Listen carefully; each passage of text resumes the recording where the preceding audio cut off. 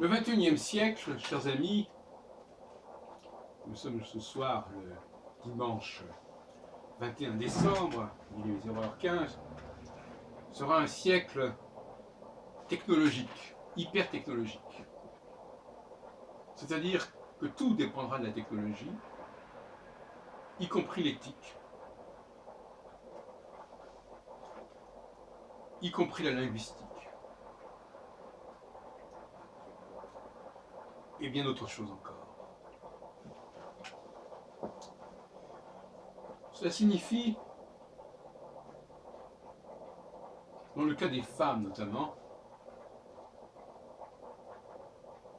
qu'on ne plaisantera plus avec les fantasmes.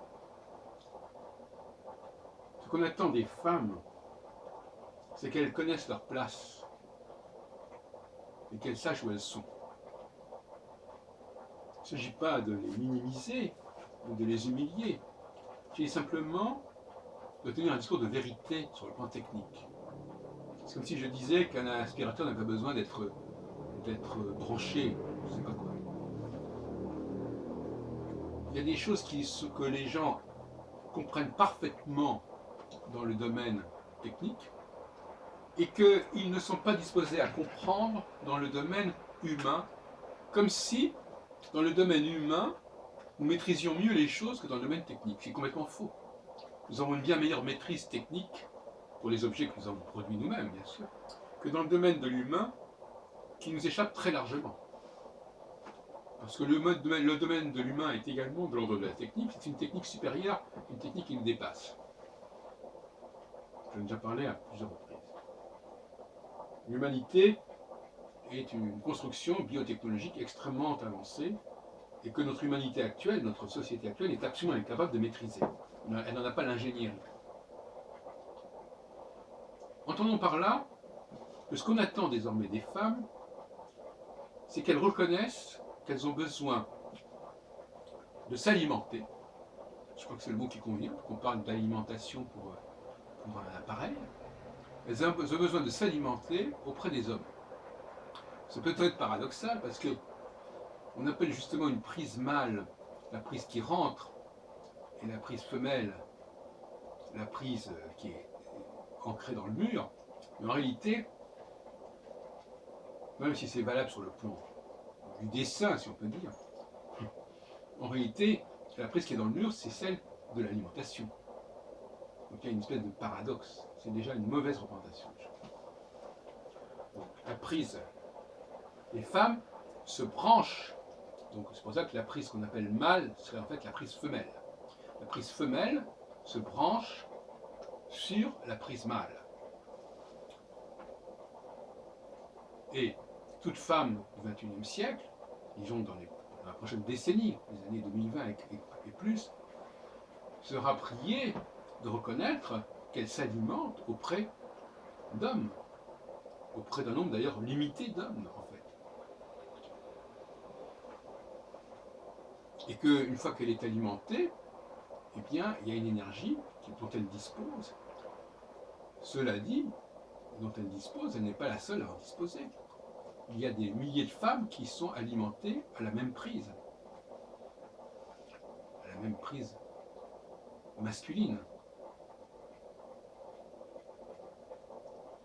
J'ai dit aussi dans une précédente vidéo que le changement dont on nous rebat les oreilles, le changement fait partie du système. Il n'est pas en contradiction avec le système, il en est la condition même. Si je vous dis par exemple que les aiguilles d'une pendule avancent et que ça produit un changement, vous n'allez pas me dire que ça met en question l'existence même de la pendule. Au contraire, ça la réalise cette existence. Donc là, il y a quelque chose qui tourne pas rond. Parce qu'on dit, alors on joue sur les mots. Tout système a un processus cyclique quelque part. Tout système a quelque chose qui fonctionne, qui avance, qui suit un cours, qui est un mécanisme. Donc dire que ce mécanisme et ce processus sont la preuve que l'on peut sortir du système, c'est une aberration. J'ajouterais que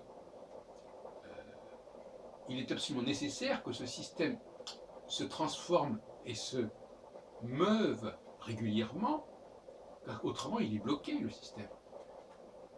Un système qui n'avance plus, n'est-ce pas? Ça me fait penser à la fameuse histoire, même une pendule qui est arrêtée donne l'heure correctement 2 fois par jour. C'est un peu la même chose. Donc, il est clair qu'on ne peut pas se contenter de consensus anciens. Hein. On doit être constamment en train d'élaborer de nouveaux consensus parce que le système se renouvelle et que parce que chaque fois, il va falloir se réajuster, se réadapter à de nouvelles valeurs. Et ce processus de reconnaissance, ce processus d'alimentation, c'est justement cela qui est vital pour l'humanité, pour une société. Parce que ça oblige, ça produit ce que j'appelle une égalité. Il faut régulièrement s'alimenter auprès de nouvelles valeurs, de nouveaux modèles, pour justement que la société soit toujours vivante. Mais ces nouveaux modèles ne remettent pas en question le système. C'est le système lui-même qui implique qu'il y ait de nouveaux modèles. C'est-à-dire que ce renouvellement, c'est comme si vous me disiez que le renouvellement des saisons remet en question le cycle des saisons. Mais non.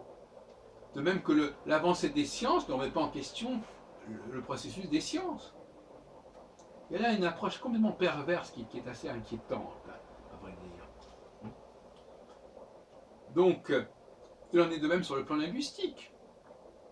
On ne va plus accepter des langues bizarres, des langues tordues, des langues hybrides, des langues bâtardes. On va aller vers des langues qui sont parfaitement cohérentes, qui sont vraiment structurées. Quitte à les améliorer d'ailleurs quelque part. Mais comme la langue française est une langue beaucoup plus prometteuse sur le plan technologique et technique que la langue anglaise, par exemple. Il n'y a pas photo. Donc la langue anglaise, elle va disparaître du système. Ou elle va rester moi j'avais dit une fois, peut-être au niveau de la langue parlée. Hein. Mais la langue écrite sera la langue française. Une langue française réformée, bien sûr. Mais la langue anglaise n'est pas réformable. Parce que la langue anglaise réformée, elle disparaîtrait totalement, puisqu'elle est tellement phagocytée par la langue française qu'on ne voit même pas comment elle pourrait devenir une langue acceptable sur le plan technique. Et bien évidemment, sur le plan astrologique, il va de soi que là aussi nous avons un processus extrêmement précis et que l'ancienne astrologie va complètement disparaître et que la nouvelle astrologie va fournir un outil extrêmement précieux et parfaitement technologique. Alors ça, c'est vraiment le cas de le dire. C'est-à-dire qu'effectivement, voilà, il y a un processus, il y a une cyclicité qui obéit à des lois extrêmement précises, avec une configuration astrale extrêmement précise, extrêmement récurrente, qui vont en effet chaque fois introduire du renouvellement, mais encore une fois, ce renouvellement fait partie intégrante du système. Il n'est en aucune façon la remise en question du système, comme certains voudraient nous le faire croire, en disant « Ah oui, les choses changent, donc si ça change, le système peut changer. » Non. Le changement est le gage même du fonctionnement du système.